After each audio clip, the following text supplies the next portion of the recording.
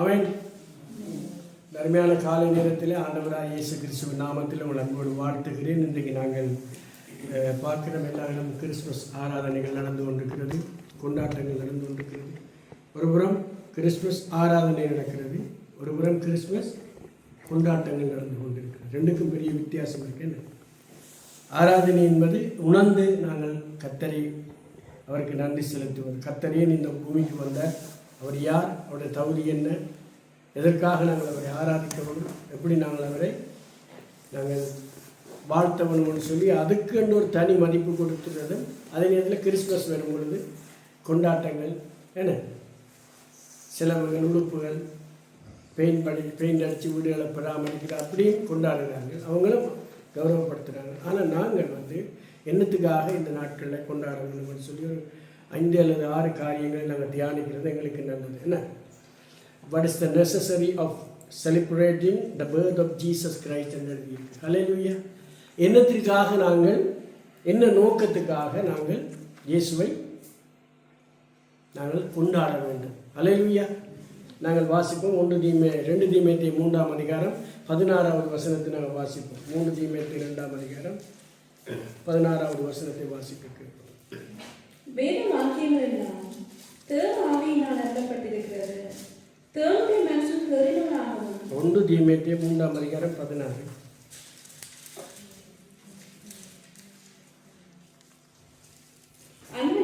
அன்றியும் தேவ பக்திக்குரிய ரகசியமானது யாரும் ஒப்புக்கொள்கிறபடியே மகா மேன்மை உள்ளது.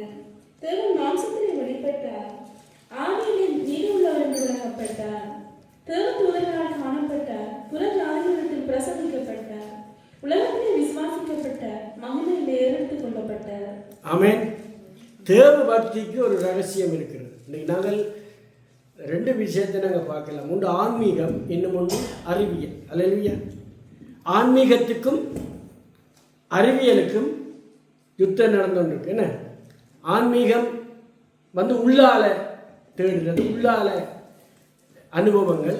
அறிவியல் வெளியாக விசுவாசமானது நம்பப்படுகிறவர்களின் உறுதியும் காணப்படாதவைகளின் நிச்சயம் அல்லது ஸ்பிரிச்சுவல், அதாவது ஆவிக்குரிய வாழ்க்கை. அப்போ நாங்கள் ஒன்றை கண்டு விசுவாசித்து அதை தேடி பார்க்கும்போது அது இருக்குது என்று சொல்கிறது அறிவியல்.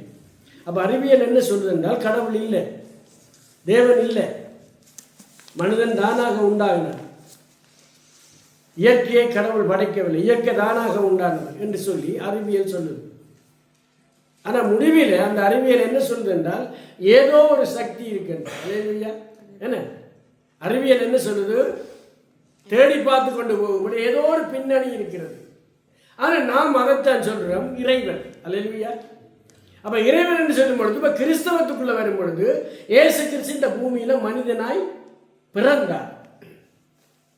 அப்போ மனிதனாய் பிறக்கும் பொழுது அவருக்கு மாமிசமும் இரத்தமும் இருந்தது. அப்போ அவருடைய பிறப்பை குறித்து முன்னறிவிக்கப்பட்டது. அவருடைய பிறப்பை குறித்து முன்னறிவிக்கப்பட்டது. அதே நேரத்தில் அறிவியலுக்கும் அவர் தன்னை காட்டினார், ஆன்மீகத்துக்கும் காட்டினார். சாஸ்திரிகளுக்கு தேவைப்பட்டது அறிவியல், அவர்களுக்கு நட்சத்திரத்தை கொண்டு ஆண்டவர் காட்டினார் தன்னுடைய பிறப்பை. விளங்கிட்டாங்க.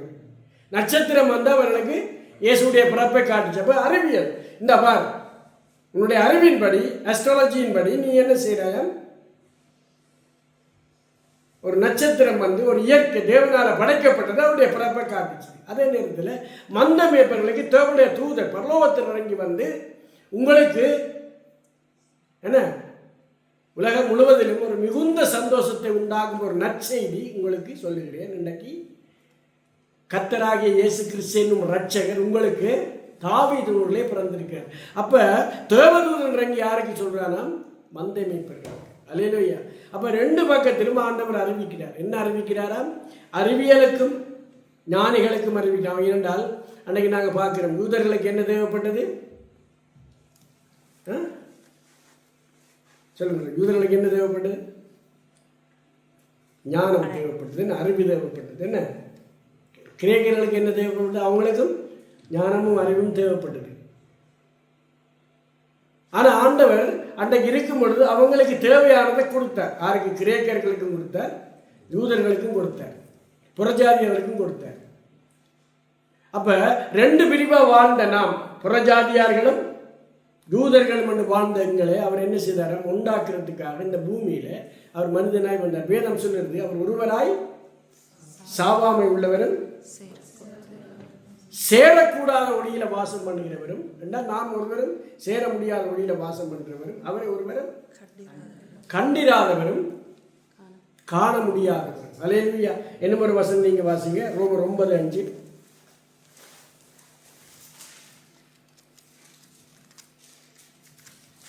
ரோமர் 9ஆம் அதிகாரம் 5ஆம் வசனம். பிதாக்கள் அருளுடையவர்களே, மாம்சத்தின்படி கிறிஸ்துவும் மகனில் பிறந்தாரே, இவர் என்றென்றைக்கும் ஸ்தோத்திரிக்கப்பட்ட சர்வத்திற்கு மேலான தேவன். ஆமென். அப்ப என்றென்றைக்கும் ஸ்தோத்திரிக்கப்பட்ட மெய்யான தேவன் மாம்சத்தில் வந்தார். விளங்குது? அப்ப என்றென்றைக்கும் இருக்கிறவர். இப்ப நாங்க பார்க்கிறோம் தியோலஜி, கிறிஸ்டோலஜி, நிமட்டியோலஜி என்றோம். கிறிஸ்டோலஜி தியோலஜி என்றால் இறையியல், என்ன? கிறிஸ்டோலஜி என்றால் கிறிஸ்தவியல், நிமட்டியோலஜி என்றால் பரிசுத்தாவியல். அதே நேரத்தில் வேற என்ன சொல்றோம் நாங்கள்?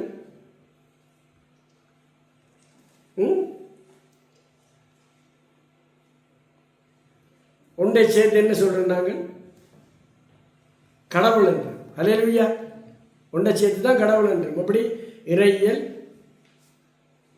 கிறிஸ்தவியல், பரிசுத்தாவியல். அப்ப தேவன் மூன்றாக இருக்கிறார். என்ன ஒன்றை வாசிங்க நீங்க? யோவான் 1:1 அதோட 14 வாசிங்க. 1:14. யோவான் 1:1 ஆதிய 1 அடுத்தது 14. ஆதியிலே வார்த்தை இருந்தது, அந்த வார்த்தை தேவனிடத்தில் இருந்தது. அப்ப ஆதியில என்ன இருந்ததாம்? வார்த்தை இருந்தது. அடுத்தது இந்த வார்த்தை தேவனிடத்தில் இருந்தது, அந்த வார்த்தை தேவனாகவே இருந்தது. ஒன்றாகத்தான் இருக்குது. என்ன பண்ண வாசிங்க? 14. அந்த வார்த்தை என்ன செய்ததாம்? மாம்சமாகி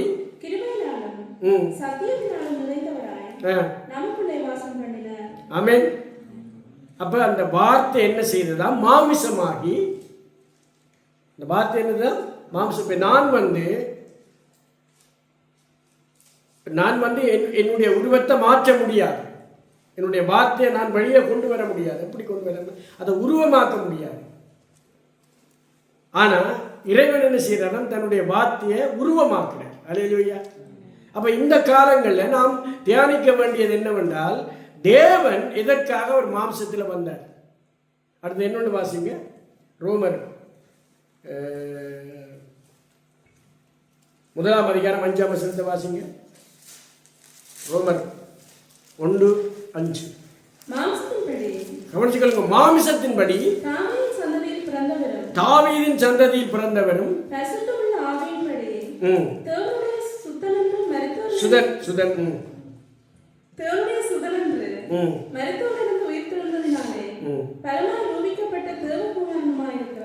இப்ப தேவன் மாம்சத்தில் வருகிறார், அவர் ஆவியா இருக்கிறார்.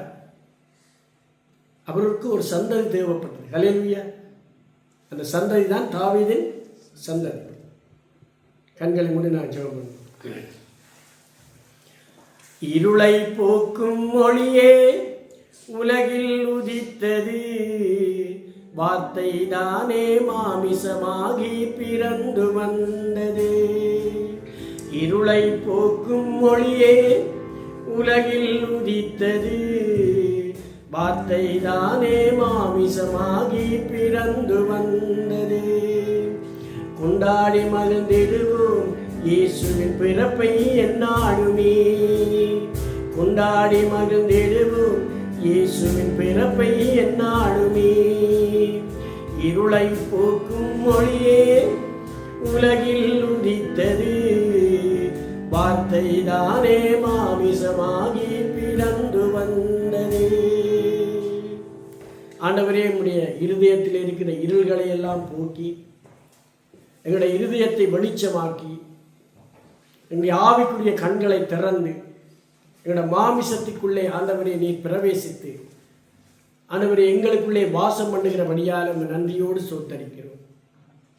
ஆவியானவர் எங்கே உண்டு அங்கே விடுதலை உண்டு என்ற வசனத்தின்படி ஆண்டவரே எங்கள் இருதயத்திலே உடைய பரிசுத்த ஆவியால் வாசம் பண்ணுகிறபடியால் இந்த அருமையான காலை நேரத்தில் நீர் ஏன் இந்த உலகத்துக்கு வந்தீர்? எதற்காக இந்த உலகத்தில் நீர் மனுஷனாய் வந்தீர்? ஏன் இரத்தத்தோடும் மாம்சத்தோடும் வந்தீர்? நாம் உம்மை ஆராதிப்பதனால் என்ன பயன் என்று சொல்லி இந்த காலை வேளையில் ஆண்டவரே இந்த கிறிஸ்துமஸ் நாட்கள் என்று சொல்லுகிற நாட்களில் நாங்கள் தியானிக்கவும், ஒரு சிறு கூட்டமாய் நாங்கள் இந்த இடத்துல வந்து ஆண்டவரை உம்மை ஆராதிக்கவும், பயப்படாதே சுருமந்தை என்று சொல்லி எங்களோடு கூட இருக்கிறபடியால் உமக்கு நாங்கள் நன்றி செலுத்துகிறோம். ஆண்டவரே, இந்த வந்திருக்கிற ஒவ்வொருவர் மீதும் அது கிருபை கடந்து வரும்படியாய் செபிக்கிறேன்.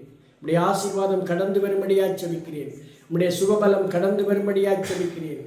ஆண்டவரே சுவாமி, இந்த காலை நேரத்திலே நீர் எங்களோடு கூட இருக்கிறபடியால் ஆண்டவரே, நாங்கள் இந்த இடத்துல வைத்த விண்ணப்பங்கள், உம்மை துதித்த துதிகள் எல்லாம் கேட்டு ஆண்டவரே நீர் எங்களுக்கு கொடுக்க போகிற நல்ல பதிலுக்காய் உமக்கு நன்றி. தொடர்ந்தும் இந்த காலை வேளையிலே உமது கரத்தில் எங்களை ஒப்புக் கொடுக்கிறோம். ஆசீர்வதியும் பலப்படுத்தும் இயேசுவின் நாமத்தில் பிதாவே, ஆமென். அல்லேலூயா. பாருங்க, வேதம் சொல்றது மனிதனை ஆண்டவர் எப்படி படைச்சாராம்? மண்ணிலே இருந்து. என்னதுல இருந்தான் படைச்சாராம்? மண்ணிலே இருந்து. மண்ணில் இப்போ ஒரு மனுஷனுக்குள்ள 16 வகையான தாது பொருள் இருக்குன்னு தெரியுதா? என்னென்ன இருக்குன்னு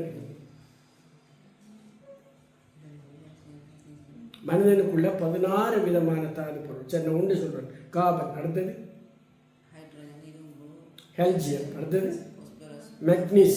மெக்னீசியம், வேற என்ன? சிலிக்கோன், குளோரின், புளூரின், என்ன என்ன நைட்ரஜன், ஹைட்ரஜன், என்ன 16 வகையான தாது பொருட்கள் எங்களில் இருக்கு. இந்த 16 வகையான தாது பொருட்களும் எங்கே இருக்குது?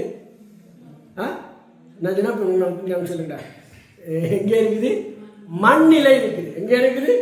மண்ணிலை இருக்கு. அப்ப மனிதன் மண்ணிலே உருவாகினான் என்பதற்கு ஒரு சரியான ஒரு ப்ரூவ் என்னென்றால், அவனோட சரீரத்தில் இருக்கிற அத்தனை தாது பொருட்களும் மண்ணிலே இருக்கு. அல்லேலூயா. அப்ப ஆண்டவர் என்ன செய்றாராம்? அந்த மனிதனை கூட ஒரு மனுஷனாய் இந்த பூமியில வந்த பொழுது அவர் மனுஷனை போல இந்த பூமியில வாழ்ந்தார். அவருக்கு கவலை இருந்தது, வேதனை இருந்தது, துக்கம் இருந்தது, கோபம் இருந்தது, வியர்வை இருந்தது, வியாகுலம் இருந்தது. வேதத்தில் எல்லாம் இருக்கு. சிலுவையில் பார்த்தா எல்லாத்தையும் நீங்க பார்க்கலாம். வியாகுலப்பட்டார், கண்ணீர் விட்டார், உரத்த சத்தத்தோடு ஜபித்தார், மன்னித்தார். அப்ப மனிதனுக்குரிய சகல குணாதிசயங்களையும் ஆண்டவர் இந்த பூமியில எடுத்துக்கொண்டு வந்த நாட்கள் தான் கிறிஸ்துமஸ். அல்லேலூயா. கிரைஸ்ட் பிளஸ் மஸ் என்றால் கிறிஸ்துவுக்கு நாங்கள் என்ன செய்யறோம்? ஆராதனை செலுத்துகிறோம். அல்லேலூயா.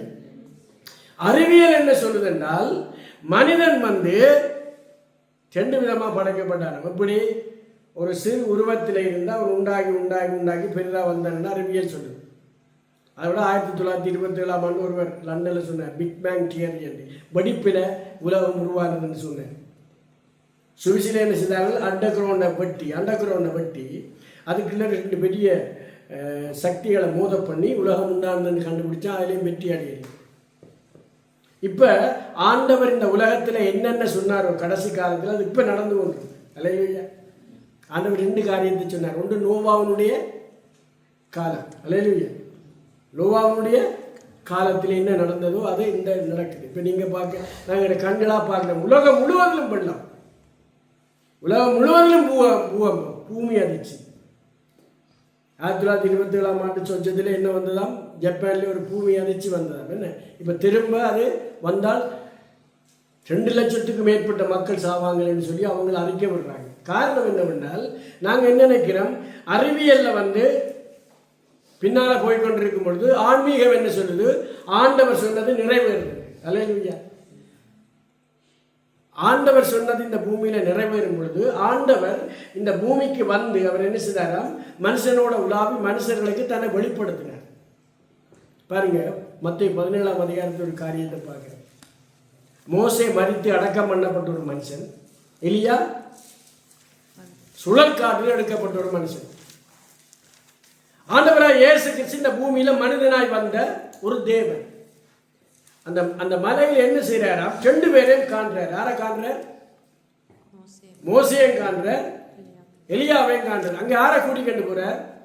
யோவானையும் யாக்கோபுவையும் பேதுருவையும். அவருக்கு 12 சீசர்கள், 3 பேரை தான் கொண்டு போறார். இன்றைக்கு அப்படித்தான் ஆண்டவர் எத்தனையோ பேர் ஆண்டவர் தெரிந்து கொள்கிறார். அவரை குறித்து முழுமையாக அறிந்து அவரை உணர்ந்து அவரை சொல்லுவதற்கு அவரை ஆராதிப்பதற்கென்று சிலரை ஆண்டவர் என்ன செய்கிறாராம் சொல்லுங்க விசேஷமாய் தெரிந்து கொள்கிறார். அல்லேலூயா. இந்த பட்டணத்தை ஏராளமாக இருக்கலாம், இந்த நாட்டில் ஏராளமான ஆட்கள் இருக்கலாம். ஆனால் ஆண்டவர் சிலரை தெரிந்து கொள்கிறார் என்னென்றால் தன்னை வெளிப்படுத்துவதற்கு.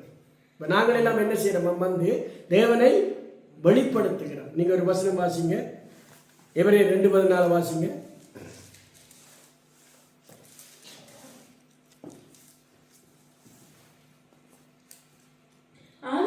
ஆதலால் அவர் தேவதூதருக்கு உதவியாக கை கொடாமல் ஆபிரகாமின் சந்ததிக்கு உதவியாக கை கொடுத்தார். 2:14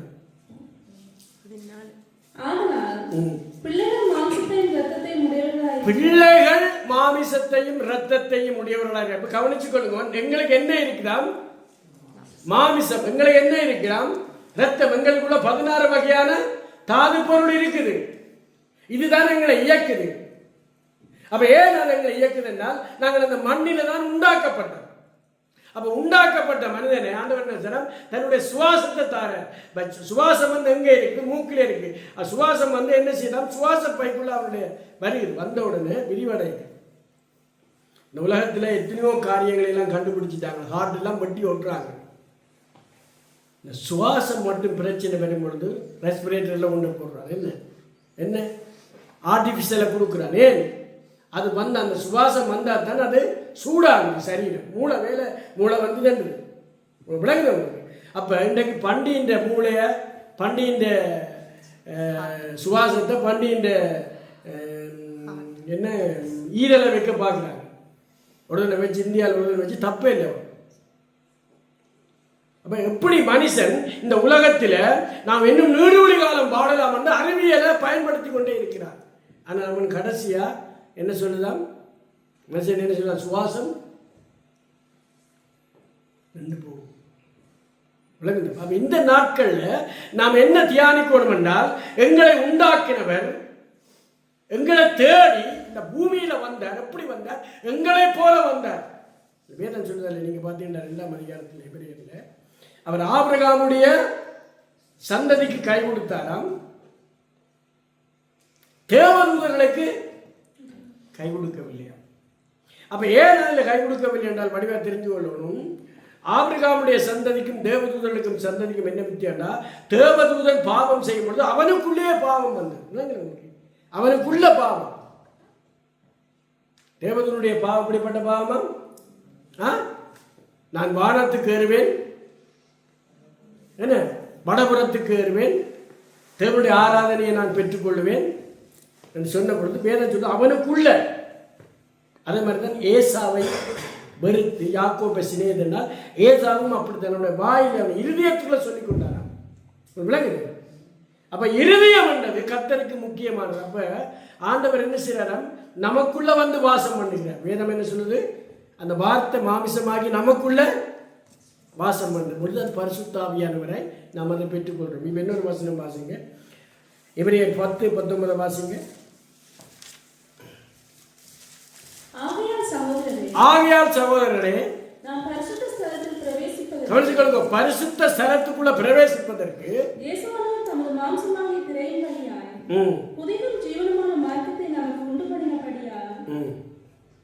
எபிரேயர்ல அவர் சொல்றார், இந்த மாமிசம் ஒரு திரையா இருக்கிறார். என்னவா மாமிசம்?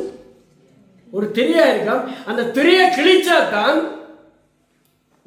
கிழிச்சாத்தான் புதிதும் ஜீவனுமான மார்க்கத்துக்கு பிரவேசிக்க முடியும்.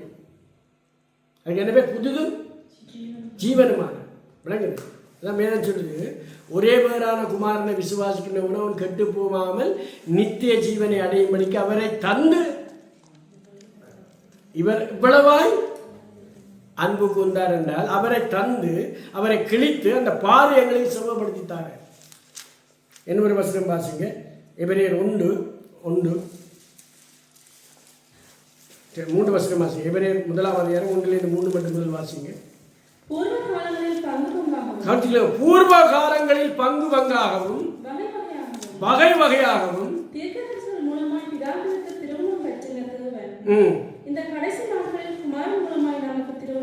இப்ப கவனிக்க, முதல் ஆறு மூலமா அறிவிச்சாராம். ஆறு மூலம் அறிவிச்சாராம், தீர்க்கதரிசிகள் மூலம். எப்படி அறிவிச்சாராம்? பங்கு பங்காகவும் வகை வகையாகவும். விளங்குது? பங்கு பங்காகவும் வகை வகையாகவும் என்ன செய்தாராம்? அறிவித்தார். அப்ப முன் அறிவித்தார். எதை குறித்து அறிவித்தார்? தன்னுடைய வருகையையும். சங்கீத புத்தகங்களை நீங்க பார்த்தீங்கன்னா, சங்கீதம் 53ஆம் அதிகாரம் முதல் வசனம், சங்கீதம் 14 நீங்க பார்த்தீங்கன்னா 14 53 என்ன சொன்னால், தேவன் இல்லை என்று மதிகட்டவன் தன் இருதயத்தில் சொல்லிக் கொண்டான்னு எழுதியிருக்கு. விளங்குது? அப்ப மதிகட்டவன், அதை தேவன் இல்லை ஏனென்றால் தேவன் இருக்கிறார் என்று சொல்லி அவனுக்குள்ள உணர்வு இல்லை. உணர்வு இருக்கு என்ன ஒரு ஆள் இருக்கிறார். இப்போ சில பேர் சொல்லுவாங்க, எனக்கு அப்பா இல்லை அம்மா இல்லை. அப்பா அம்மா அந்த கோபத்தில் என்ன சொல்றது? என்ன சொல்றது? கோபத்தில் எனக்கு அப்பா இல்லை அம்மா போய் கேட்போம். இதை அம்மாவோட கேட்போம். கேட்டா நீ என் தாயோட கேட்குறேன்னு கேட்டேன். இருக்கா இல்லையோ? தேவைப்பட்ட கேட்டால் நீ என் தேவைப்படவனு கேட்குறது. ஏனென்றால் அவனுக்கு கிடைக்கவில்லை என்னோட நாம் என்ன செய்வோம்? மறுதளித்திருவோம். அதே போல தான் இன்றைக்கு மனுஷன் என்ன சொல்கிறான்? கடவுள் தேவன் இல்லை. அப்போ அவனை என்ன சொல்றது வேதம்? அவனுக்கு என்ன வேதம்? மதிகட்டம். ஏனென்றால் அவங்க தங்களை கெடுத்து என்ன எழுதியிருக்கு? கவனிச்சுக்கள், தங்களை கெடுத்து அருவருப்பான காரியங்களை செய்து வருகிறார்கள். கடவுளை தேடுகிறவன், தேவனை தேடுகிறவன் உண்டோ உணர்வு இருக்கோன்னு சொல்லி கடவுள் பார்க்கிறார். இல்லை என்ன எழுதுக்கு இல்லை. அப்ப வேதம் என்ன சொல்லுகிறது என்றால், தேவன் மாமிசத்தில் வந்த நோக்கம் என்னவென்றால் பிள்ளைகள் அதே மாதிரி இருக்கிறார்கள். அப்ப ஏன் அவர் தேவதூரில் கை கொடுக்கலாம்? அவனுக்குள்ளே அந்த பாவம் இருக்குது. விளங்குறீங்க? எப்பவும் இருதயம் இருக்கணும். இருதயத்துக்குள்ள இருக்கிற பாவம், இருதயத்துக்குள்ள இருக்கிற பாவம் வந்து அது தேவனுக்கு விரோதமாகும். அல்லேலூயா. விளங்குறது? அப்ப ஆதாம் ஏவாளை நாங்கள் பார்க்கணும். இன்றைக்கு என்ன படித்தோம்? ஆதாம் பாவம் செய்யவில்லை. யார் செய்ததான்? ஏவாள் செய்தார். ஏன் செய்தால் ஆண்டவருடைய கட்டளைக்கும் நியமனங்களுக்கும் அவன் என்ன செய்யலாம்? கீழ்ப்படியாத்தில் அவள் சாப்பிட்டு கணவனுக்கும் கொடுத்தாருன்னு சொல்லப்பட்டிருக்கு. விளங்குது? அப்ப வேதம் அப்படித்தான் சொல்லுது. அதே போல ஏன் அவர் யாக்கோபை சிநேகித்தாராம்? ஏன் அவன் என்ன செய்தானாம்? முதல் விளங்கல யாக்கோப்புக்கு அவர் ஒரு பேரை மாத்தினார். என்ன பேர்? இஸ்ரேல். அந்த பேர் தான் இன்று வரைக்கும் இருக்கு. விளங்கு? இப்போ தாய் வந்து அவனை ஏமாத்துக்காரனா மாற்றி விட்டார். வீட்டுக்குள்ளேயே ஏமாத்துக்காரன் மாற்றி கொடுத்து அவர் ஒரு பேரை கொடுத்து இன்று வரைக்கும் அந்த பேரை நிலைக்க வச்சிருக்கிறார். அப்போ ஆண்டவர் என்ன செய்கிறாராம்? மனிதன் மேலே வைத்த அந்த அன்பினால அவர் அவனை போல மாறி இந்த உலகத்தில் வந்தபடினால அவனுக்கு என்ன விளங்க இல்லையாம்? அவரை புரிந்து கொள்ள முடியவில்லை. அல்லேலூயா. அப்போ அறிவியல் என்ன செய்யுது? மெய்யான கடவுளுக்கு எதிராக இருக்குது. இப்போ நீங்கள் ஒரு வசனம் வாசிங்க, எபேசியர் 2ஆம் அதிகாரம் 15-16 வாசிங்க.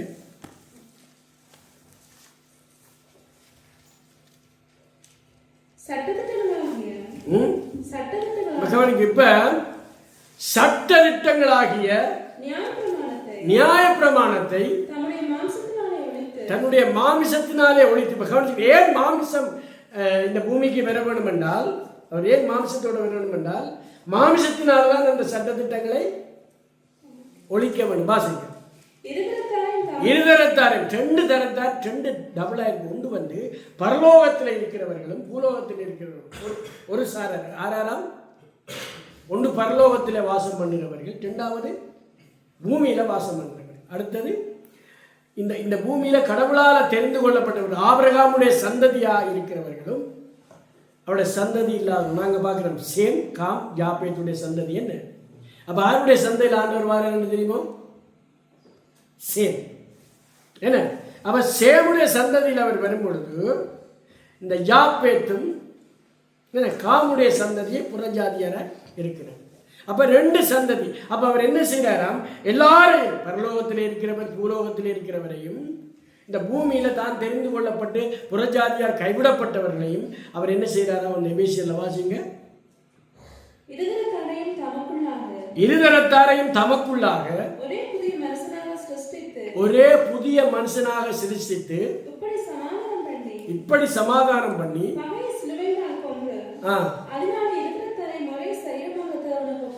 அல்லேலூயா. அப்ப புறஜாதியாரும் இல்லை, யூதர்களும் இல்லை, இயேசுவை ஏற்றுக்கொண்டவர்கள் எல்லாரும் என்னவா தேவனுடைய பிள்ளைகள். அல்லேலூயா. அப்போ அதான் நாங்கள் என்னென்றால் இப்போ இந்த காரியத்தை நாங்கள் பார்க்கும் பொழுதும் எங்களுக்கு பின்னணியில் ஒரு சக்தி இருக்குது. விளங்குது? இந்த உதாரணத்துக்கு நீங்கள் பாருங்கள், CO2 CO2 என்று இருக்குது. தாவரம் என்ன செய்தால் சுவாசித்து ஒன்றை வெளியிடுது. இப்போ இதை சொல்லணும் கண்டுபிடிப்பது. ஆனால் உண்மையிலேயே இது ஆண்டவர் படைக்கும் பொழுதே இருக்குது. உங்களை விளங்குறவங்க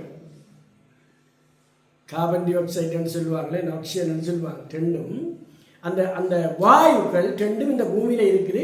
தாவரங்கள் வெளியிடுது, நாங்கள் எடுக்கிறோம். நாங்கள் வெளியிடும்போது அதை எடுத்து பண்ட பரிமாற்ற மாதிரி சுழற்சியில் இருக்குது. விளங்குறவங்க. ஆனால் இதை சில பேர் சொல்கிறாங்களோ அவர் தான் கண்டுபிடிக்கிறதுக்கு ஒரு இல்லை. அது இருந்ததை தெரிந்து கொண்டவன். என்ன பேர் அதுக்கு? தெரிந்து கொண்டவன். விளங்குறவங்க. அதுபோல வேதம் என்ன சொல்றது என்றால், அவர் இந்த பூமியில தேவன் அவர் இருக்கிறவராகவே இருக்கிறார். அவர் வெளிப்பட்டார். எப்படி வெளிப்பட்டாராம்? மாமிசத்தில் வெளிப்பட்டார். அப்ப மாமிசத்தில் வெளிப்பட்ட நாட்களை தான் நாங்கள் என்ன செய்யறோம்? பேர்த் என்ற. அல்லேலூயா. ஏனென்றால் ஒரு மாமிசத்துக்குள்ளாக வார மரியாளுடைய மகனாக இந்த பூமியில வார. ஏன்? மரியாள் ஒரு பெண், மனுக்குலம், தாவீதுடைய சந்ததியில் என்பார். தாவீது ஒரு மனிதன், மனுக்குலம். நாங்கள் பார்த்தோம் என்ன தாவீது எப்படி அவர் தெரிந்து கொண்டார் என்று பார்க்கிறோம். என்ன எப்படி? மக்லோன் கிளியோ. என்ன மக்லோன் கிளியோனுக்கு 2 பைபிள் இருந்தினார, ஒரு பாலும் ரூத்து. என்ன எங்கே இருந்தவ போய்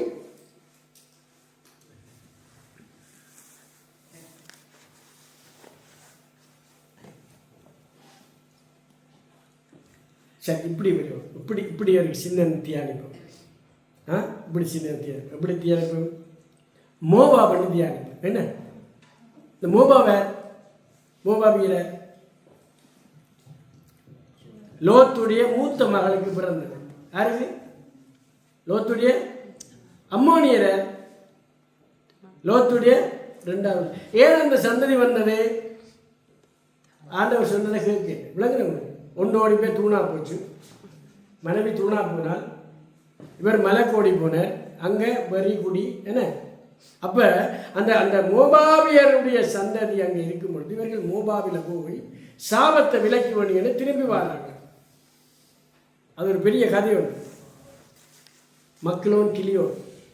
என்ன அப்ப இந்த ரூத்து மாமியோட கீழ்ப்படிந்திருந்தபடியினால போவாஸ் திருமணம் பண்ணுகிறார். அப்ப புறஜாதியார்களும் புறஜாதியார்களும் தேவனால் ஆசீர்வதிக்கப்பட்டவர்களும் இணையும் பொழுது என்ன நடக்கிறார்? அது ஒரு புது சந்ததி உருவாகும். அல்லேலூயா. என்னன்னு? ஒரு புதிய சந்ததி உருவாகும். அந்த சந்ததி தான் என்னவாம்? போவாசுக்கு ஓபேத், ஓபேதுக்கு ஈசா, ஈசாக்கு தாவீது, தாவீதுடைய மகனாக சந்ததியில இயேசுவார். நீங்க வந்து மத்தேயு 1ஆம் அதிகாரத்தில் என்னதுக்காக அவர் அந்த தாவீதை தெரிந்து கொண்டார் என்றால் அவன் தேவனுக்கு பிரியமானவன். அல்லேலூயா. சிநேகிதன். என்ன அப்ப நாங்கள் இன்றைக்கு என்னத்தை நாங்கள் வேதத்தில் தியானிக்கணும் பண்ணலாம்? ஆண்டவரே, நாங்கள் உமக்கு எந்த அளவுக்கு பிரியமாக இருக்கிறோம். கடைசி ஒரு வசனத்தை வாசிப்போம். எபிரேயர் 10:19 வாசிங்க.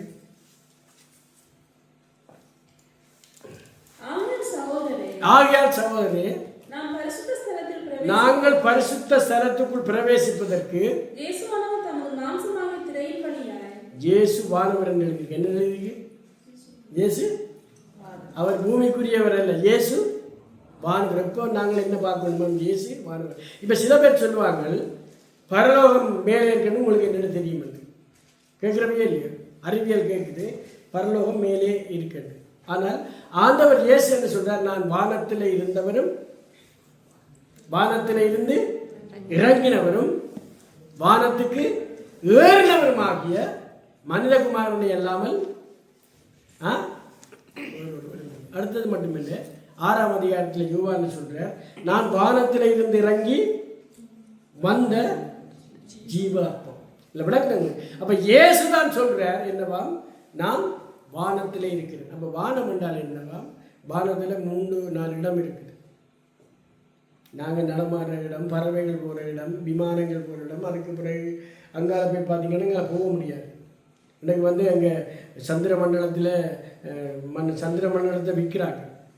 எல்லோரும் காசை கொடுத்து போட்டு அங்கே போய் இருக்கலாமா? தெரியுமே, ரியல் எஸ்டேட் நடத்தி கொண்டு இருக்கிறாங்க. இங்கே வாங்கலாமா? யார்கிட்ட வாங்கினது? எங்கே போகிறது? அப்போ மனுஷன் அந்த அறிவை பயன்படுத்தி எப்படியாவது மனுஷனை ஏமாற்றி கொண்டு இருக்கிறான். உழைக்கிறது, பிழைக்கிறது. ஆனால் வேதம் என்ன சொல்லுறதா? மனிதனுக்கு இந்த பூமியை தான் ஆண்டவர் படைச்சார். அல்லேலூயா. அவர் இந்த பூமியை தான் தேடி வந்தார். அந்த பூமியில் இருக்கிற மனிதனுக்காக அவர் என்ன செய்தாராம்? அவனை பரலோகத்தில் கொண்டு போகிறது தன்னுடைய மாமிசத்தை சிலுவையில் கிழிச்சார். விளங்குறவங்களுக்கு. அப்போ அவர் சிலுவையில் தொங்கும் பொழுது அந்த போர்ச்சவர் என்ன செய்தார்? அவரை குத்துறார், இட்டியார். குத்தும் பொழுது அவருடைய கடைசி சொட்டு ரத்தமும் கண்ணீரும் வந்துச்சான். அப்போ அன்றைக்கு என்ன செய்தால்? பூமியெல்லாம் இருந்துச்சு. இயேசு கிறிஸ்து பிதா குமாரன் பரிசுத்தாவிய தேவன் தன்னுடைய ஜீவனை பிதாவிடத்தில் கொடுத்ததை எல்லா மக்களுக்காக எல்லாம் முடிஞ்சதுன்னு சொன்னதை அவன் கண்ணால் பார்த்துட்டு அவன் தான் ஒப்புவிக்கிறார். இவர் மெய்யாகவே நாங்கள் திரும்ப அங்கே போய் நாங்கள் கல்வாரி சிலுவையில் பார்த்துலாம் பார்க்க முடியாது. எங்களுக்கு என்ன தந்திருக்குது? வேதம் தந்திருக்குது. அல்லேலூயா. அப்போ இந்த நாட்கள் நாங்கள் ஏன் அவரை கொண்டாடணுமாம்? அவர் எங்களுக்காக வந்த தேவன், மனுஷரை தேடி வந்த தேவன், மனுஷர்களாக இந்த பூமியிலே வாழ்ந்த தேவன். அல்லேலூயா. மனுஷனோடு வாழ்ந்த தேவன். அப்போ நாங்கள் என்னதுக்காக கொண்டாடுறோம் என்றால் எங்களை தேடித்தான் அவர் வந்தவரே தவிர இந்த உலகத்தில் வேறு யாரையும் தேடி வரையில்லை. அல்லேலூயா. அப்போ மனிதனுக்கு அவ்வளவு முக்கியத்துவம் கொடுத்துருக்கிறேன். ஆமேன். அப்போ அப்படிப்பட்டவரை தான் நாங்கள் என்ன செய்கிறோம்? இன்றைக்கு ஆராதிக்கிறோம். ஆமேன். கண்களை மூடி நாங்கள் சொல்லுவோம்.